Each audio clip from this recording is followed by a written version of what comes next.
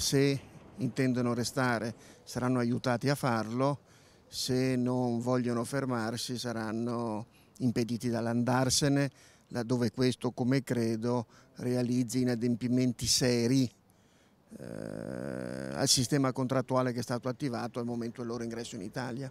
Questa è una terra che dà grande ospitalità a chi voglia investire in essa, ma può essere molto severa e durissima da piegare se qualcuno non la rispetta. È Maurizio Castro, commissario straordinario ACC, a indicare la strada, l'unica percorribile per il salvataggio dello storico stabilimento che produce compressori per elettrodomestici. Le sue parole sono un out-out al management cinese che poco meno di 5 anni fa ha acquisito la fabbrica di Mel. Stamattina nel Palazzo delle Contesse i componenti del Consiglio di sorveglianza di ACC si sono incontrati vis-à-vis con il numero 1 di Wanbao, Mr. Hu, e il colloquio non è stato rosa e fiori. Al tavolo i rappresentanti socio-istituzionali che hanno accompagnato il percorso dell'amministrazione straordinaria. Qui si tratta di un problema diplomatico. Io chiedo che il governo si attivi nei confronti della Cina Stato, della Cina potere politico, perché qui c'è una violazione di questo tipo di accordi.